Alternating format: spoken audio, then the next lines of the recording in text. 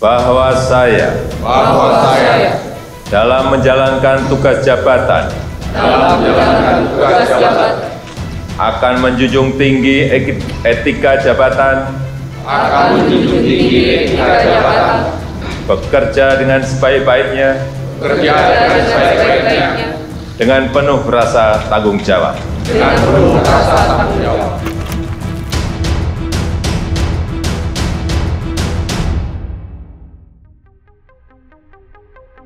Janji yang diucapkan di bawah kitab suci itu ternyata tidak bisa membendung nafsu kemaruk sejumlah menteri Presiden Jokowi. Sudah digaji besar dan diberi bermacam fasilitas, mereka tetap saja mencuri uang rakyat untuk memperkaya diri sendiri beserta keluarga dan komplotannya.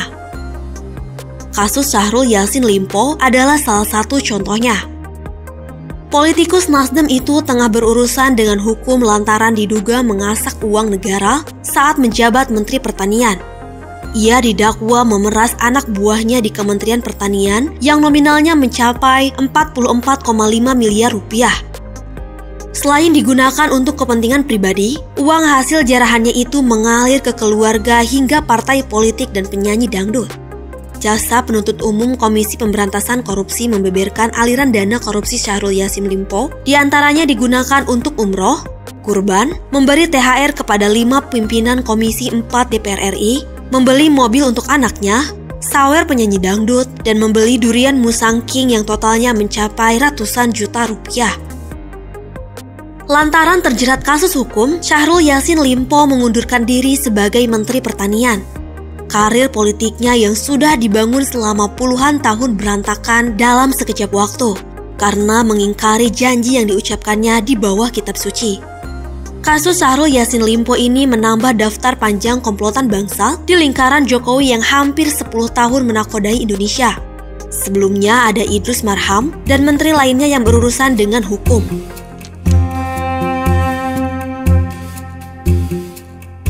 Pada 23 April 2019, bekas Menteri Sosial di era pemerintahan Jokowi JK, Idrus Marham, divonis 3 tahun penjara dan denda 150 juta rupiah.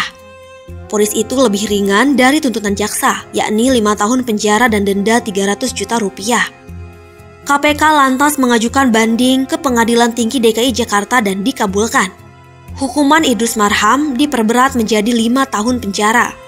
Politikus Golkar itu terbukti secara sah dan meyakinkan melakukan tindak pidana korupsi yang dilakukan secara bersama-sama dalam proyek pembangkit listrik tenaga uap Riau I. Idrus menerima suap sebesar 2,2 miliar rupiah dari pengusaha yang ingin mendapatkan proyek tersebut.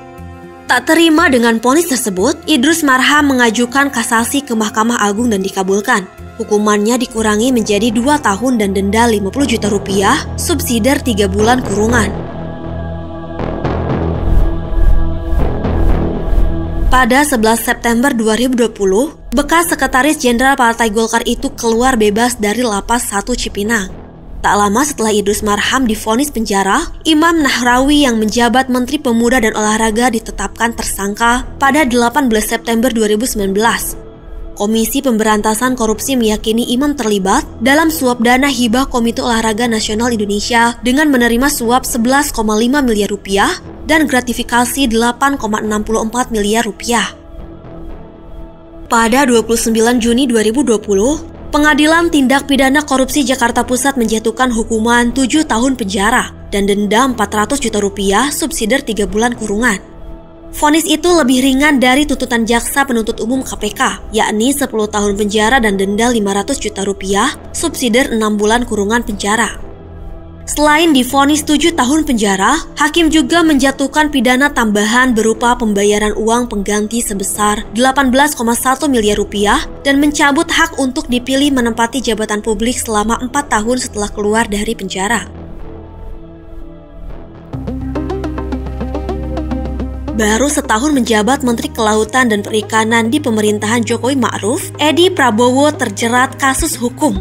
Orang dekatnya Prabowo Subianto itu terjaring dalam operasi tangkap tangan yang dilakukan Komisi Pemberantasan Korupsi pada 24 November 2020. Ia lantas dijadikan tersangka karena diduga menerima hadiah atau janji terkait perizinan tambak, usaha atau pengelolaan perikanan. Selain Edi, KPK juga menetapkan 6 tersangka penerima suap lainnya, seperti staf khusus Menteri Kelautan dan Perikanan dan staf istri Menteri Kelautan dan Perikanan. Dalam persidangan, politikus Partai Gerindra itu mengaku tidak bersalah tapi lalai tidak mampu mengontrol staf-stafnya. Edi pun menepis telah menerima suap 25,7 miliar rupiah terkait pengurusan izin budidaya lobster dan ekspor benih benur lobster dari para eksportir.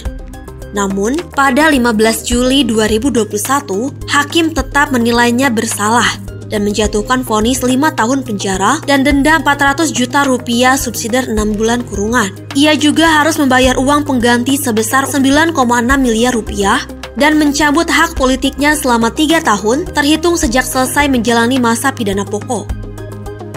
Tak terima dengan vonis tersebut, Edi mengajukan banding ke Pengadilan Tinggi Jakarta. Namun hakim menolaknya dan memperberat hukumannya menjadi 9 tahun penjara. Edi tidak menyerah. Ia menempuh kasasi ke Mahkamah Agung dan pada 7 Maret 2022, hakim mengabulkan dengan memotong masa hukumannya menjadi 5 tahun penjara. Pencabutan hak politiknya pun dipangkas menjadi 2 tahun. Edi menjadi menteri pertama dalam pemerintahan Jokowi Ma'ruf Amin yang terjerat kasus korupsi.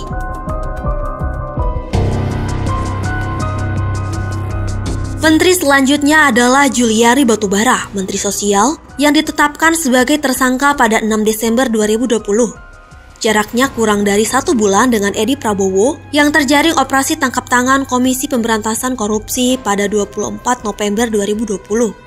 Politikus PDI Perjuangan itu terbukti menerima suap dalam pengadaan paket bansos COVID-19 sebanyak 32,48 miliar rupiah. Ia memerintahkan anak buahnya untuk meminta fee kepada perusahaan penyedia sebesar 10.000 tiap paket bansos.